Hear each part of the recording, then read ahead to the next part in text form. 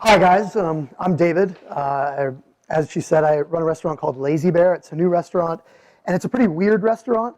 We seat communally, and cooks get up and describe all the dishes. It's kind of styled after a dinner party, so everybody shows up. There's a cocktail hour upstairs where you have snacks, drinks, etc. Then you head down to the communal tables, and it's really, it's pretty weird. So it's and we're doing really well. So about a month or so ago, I went to a new restaurant in San Francisco. It's called Californios. I don't know if you guys live down here, up in the city. Have you guys heard of Californios? Anyway, it's a pretty big deal. It's my friend's restaurant, Val Cantu. And he's a good friend of mine. He cooked at Lazy Bear for a bit back in the day. And my wife and I brought our 11-month-old. There it was his first tasting menu. He loved it. He didn't really eat the tasting menu, but we gave him samples, So Californios is really awesome. And I was struck with this thought while dining there. And it was really profound for me. It was that Val and I are both kind of playing dress up as chefs. We're kind of playing make-believe at opening restaurants. And neither of us could be said to really have paid our dues to get to where we are, at least not in the traditional sense. And that's not to say we don't respect the dues that other people paid. Val worked for 5 years in the industry at really prestigious places, but that's still not as long as you would normally expect someone to do that. I never really worked any other restaurants for any substantial period of time. So, it was kind of audacious of us. We were pretending to open restaurants. What fun is that? That's awesome. So we were kind of geeking out on every step of the process leading up to the opening of our restaurants, from the concepting to the design, the build out, menu development, hiring, and all of that. And I was giddy with that whole thing. It was such a fun process. And it really felt like I was kind of playing this game of house, but instead of house, it was, opening a restaurant. I was role playing as a chef and as a restaurateur, and it wasn't work, it was play. And yes, I was playing with a lot of my and other people's money, but it was play. So before I move on, I should tell you a bit about my background, which is, again, not the traditional way of coming about being a chef. So growing up, food was a big part of my family life. My parents are both great cooks. I spent a lot of time in the kitchen cooking with them, which gave me a certain comfort level. And we ate breakfast together, dinner together, all home-cooked stuff. So I grew up cooking. Now, after my third year of college, I got a tech internship. I used to do some software, dabble in some of that. So I got this tech internship, and I was absurdly overpaid. It was at National Instruments in Texas. It was a lot of fun, but I got to eat pretty well with all of this internship money. So I got back to school for my senior year of college, and I realized there was no way I was going to be able to actually eat decently compared to how I was eating over the summer unless I was cooking it myself. So I started cooking relatively seriously in this tiny dorm kitchen. And I don't even mean a little kitchen in my room. I mean a shared single closet-sized room with 3 tiny burners. And, I was cooking pretty, good stuff at the time. My favorite thing to cook was etouffee, which is a relatively complicated dish to cook in a tiny dorm kitchen. And I was really proud of it. I would walk around the dorm with a spoon and a pot, sampling people on it. And it was great. So I got hooked. I got hooked on cooking. And I started getting a bit fancy with it. I would eat dishes at restaurants, and I'd think, I really love that dish. I wonder if I can make that at home. And any dish that I hadn't ever made, I would just make that dish. And if it sucked, it never really sucked. It was it's not what it should be, but it's still edible. It's still dinner. So there's kind of it's an easy way. There's a low barrier to entry. You just make some stuff. If it's bad, it's not that bad. You still get dinner on the table. So then I went to law school. And in law school, I found myself with an unprecedented amount of free time. So lawyers would have you believe that law school is very hard. They're lying to you. The thing is, if you want to get straight A's in law school is really, really hard. But if you're okay with BB+, which is still good enough, to get prestigious law firm jobs, law firm gives you a lot of free time. So I found myself spending maybe 8 to 10 hours a week on law school, and the rest of my time I spent cooking, all of it. Cooking, reading about cooking, reading books, reading blogs like Ideas in Food, Ping Island Strike, Studio Kitchen. Those may mean nothing to you, but just pretty serious cooking blogs. And I just got super into it. And I was throwing these dinner parties, and they were bigger and bigger dinner parties. My now wife, my girlfriend at the time, and I would throw these dinner parties. We got as large as like 30 people for like a 4 to 5 course meal.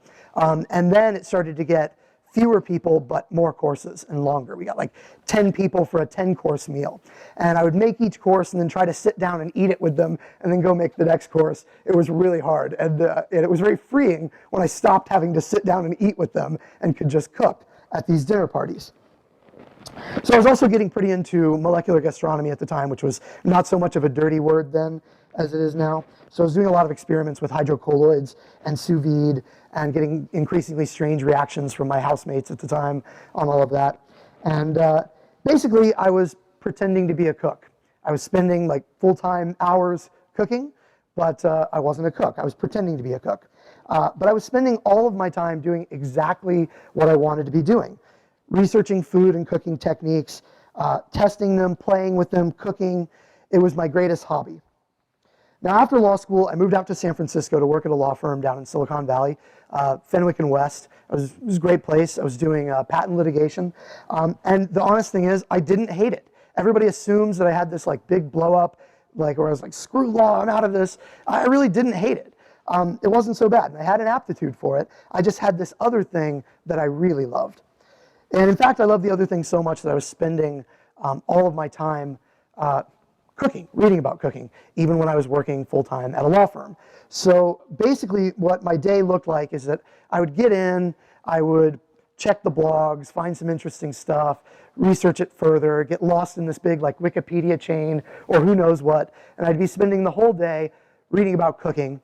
I'd go to some meetings, read more about cooking, etc. Then it's the end of the day, I'm like, all right, time to go home. I'd go home, I'd cook dinner, and then I'd find at like 10 or 11 p.m., crap, I didn't do any work today. So then I would spend the entire night doing real work, my law work. So this would be until like, 4 or 5 a.m., 6 a.m., 7 a.m., get 1 or 2 hours of sleep, and then start over again. And this was like every single day like this. The other thing is like, I think it was kind of apparent that this is what I was doing. I started to get a lot of deliveries of ingredients and equipment at my office, and the boxes started piling up in the corner of the office. And one of the partners like kind of mentioned it, it looks like you're doing all of your time with online shopping because there's that giant stack of boxes over there. So in any case, I was not doing a great job at my job. Maybe I didn't completely suck, but it wasn't great. And when the financial realities of 2009 hit, I was laid off, along with a lot of other people. At that point, I had been a lawyer for all of 8 months. So 8 months as a lawyer. Now, when they laid me off, it was really an act of mercy.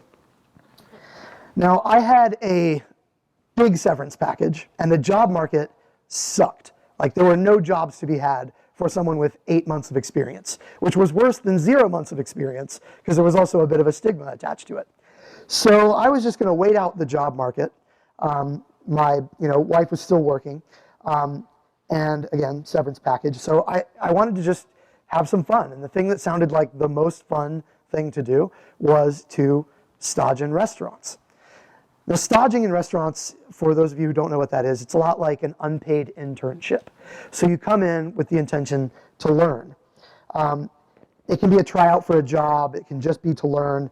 In my case, it was mainly just for fun. And that's all I saw it as. I didn't see it as a gateway to a career. I didn't think that any kind of restaurant career was in the works for me or even feasible. I had tons of loans and all of that. So I still planned on getting another law job. But I was already, in fact, feeling kind of guilty by that time about not being diligently looking for another law job. So I started staging at restaurants. I staged at NOPA and at Mission Street Food, which was itself a very curious kind of restaurant. And then Mission Street Food, after a few times staging, offered to hire me and start paying me to cook. And I was like, wow, that's amazing. I would do this for free, but sure, and it was something that kind of appeased my wife as well. It was like, look, I'm spending some nights away from you, but hey, I'm getting paid. And it was meager amounts, but it was still something. And it was very heartening for me that I had, a high enough skill level to warrant at least some level of pay. So shortly after that, building on the fun I'd had doing dinner parties for years, I decided to start an underground restaurant in my apartment. And the first night was 8 diners total, 4 of whom were friends, 4 of whom were strangers that found out about it from my food blog. My wife did all the front of house. I did all the cooking and plating. We stored the dirty dishes in the bedroom till the next morning, and then we did the dishes. It was crazy. But I loved it. And so I just started doing them one weekend a month. And I figured that it would last maybe a few weeks, maybe a few months at most, and then I'd get another law job. So it didn't really happen that way. From the start, guests really loved it, and I loved it. I threw everything I had into it for a full week leading up to each dinner weekend. I'd be sleeping an hour a night, if that. Many nights I'd stay up working all night on the menu. All day I'd be running around for ingredients. I'd get cooking in the afternoons and just cook all night. And it was great. I mean, I wasn't getting like deliveries from wholesale purveyors. I had to go get all of this stuff. It was a lot of hard work, but I loved it. I was roping my wife into spending a lot of her time working her ass off on it too. And it was awesome. So after a year, we moved it out of the apartment. And she was still a full-time lawyer. I was doing this, not so much full-time, but pretty often. And it was getting bigger and bigger. Then it was 20 people a night, and then it was 30 people a night, and then it was 40 people a night. And early on, we had started doing it multiple nights in a row. So eventually, we were doing it like 3 nights in a row, 40 diners. And eventually, it was like every week. So it took like 2 years of doing this before I was like, all right, I guess I'm not going back to getting a law job. I'm just, I'm cooking now, and maybe I could actually be a cook in the short term. So the underground restaurant lasted 5 years in total, and it was like I was just taking an extended vacation. I was dabbling and I was playing, but I was playing really, really hard. So looking back on it, it's clear that I did actually hope that maybe I could find a way to cook instead of doing the path that I had found myself on, but I hadn't dared to dream that it would happen in the short term. Because I couldn't have changed careers. I couldn't have said, screw my loans, Jeanette, you keep working, I'm going to go be a cook and make nothing. I couldn't have gone to culinary school. I couldn't have changed careers at that point. It just would not have been okay. But it was okay for me to play at being a cook for a little while, because it was always this prospect. I was always planning on going back. I could play for a little while, then I could play for a little longer, then a little longer. So I could pretend to be a cook. And I could pretend to open a restaurant. And I kept doing this. And when you're pretending to do something, when you're doing it as a hobby, you don't have to measure yourself against the greats of that field and focus on your shortcomings. You don't have to nitpick everything you do. Instead, you can focus on your own enjoyment, on your own goals that you've set for yourself, and of course on your own progress and improvement. And I was certainly going for that. You can be happy that every day, every week, every month, you're steadily improving. Look how good the food is now. You can serve this at a real restaurant. Look how awesome this dish is. If I could only get the consistency a little better, this could be served at a Michelin-starred restaurant maybe. And so when you're playing at something, no matter how hard you work at it, that tends to create a sense of positivity. At the underground restaurant, with all of my team, the requirement was that we got better constantly. And that was it. And everyone was on board with that. And we had some objectivity. We kind of realized where we were going. We ate out. We knew what other restaurants were like, and at some point it became reasonable for us to compare ourselves to other restaurants and to realize that we were doing a pretty good job and to get pretty proud of what we, a pretend restaurant, were able to accomplish. So how many of you think that you are good at your jobs? Yeah? So it's a serious question. So are you good at your jobs? I believe this pretty strongly. No one is good at his or her job. Absolutely no one is good at a job.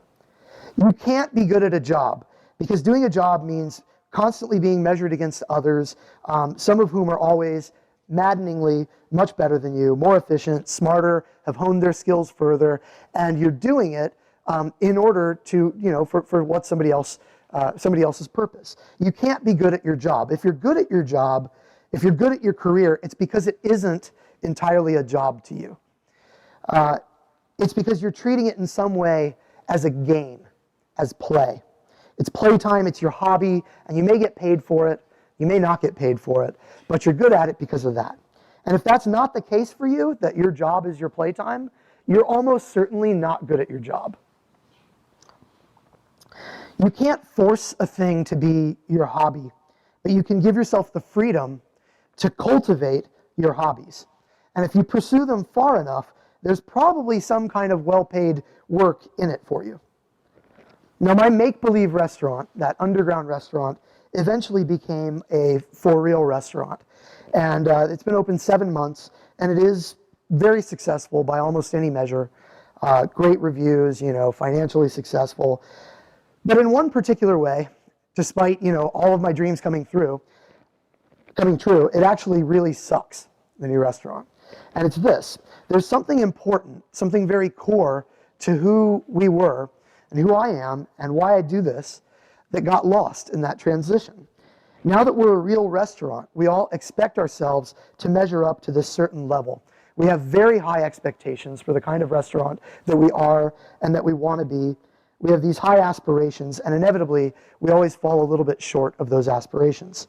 And we beat ourselves up over it. We blame each other. We get negative about it. So now, I'm constantly trying to fight to win back that scrappy attitude from my team that we had when we were just a pretend restaurant. That sense that we're doing this thing that we love, that we're measured only against our own standards and our own improvement, that we're confident in our abilities and willing to try new things because it isn't real. Not really, it's not a job. We don't have to look outward and focus on our shortcomings. We're just doing our hobby. Let's make it as awesome as it can be. Let's make this pretend restaurant the best pretend restaurant it can possibly be. Let's make it a pretend Michelin-starred restaurant. Why not strive for making it a pretend 2-star restaurant? Let's come up with new techniques, with amazing, intellectual, delicious dishes. So I'm fighting to get back that sense of experimentation and striving the way that you do when you aren't sure something will work, when it doesn't have to work because the consequences for failure are low, but you're excited to try. It has to be scary. You have to make it scary. You have to make it audacious and bold, and you have to know that the consequences for failure are self-imposed. So the best days at the new restaurant for me are the special events, the winemaker dinners, the guest chef events, the ones where we go into the day not knowing what the hell we're doing, and we push hard, we work together, we aren't measuring ourselves against our normal menu, but are instead being spontaneous and creative and wondering whether we can possibly pull it off. We just go to cook. It's that thing we love doing. It's not the job that we have to go to every day, only to fail at reaching your actual aspirations. It's just something that we go and do and have fun with it. So we've been open 7 months, and by the time we've been open a year, maybe we can be more pretend again. So maybe by 2 years in, it's my hope that we'll really be playing around again. And in 5 years, I hope that we're all doing it as a hobby again. And if we can achieve that, then I'm positive that our pretend restaurant will be operating among the highest possible levels of real restaurants. So if, at some point, if you care enough and if you play hard enough and you fight to play the game as well as you can, like you do with any great game or hobby, then your pretend thing becomes indistinguishable from the real thing. And it gets better every day.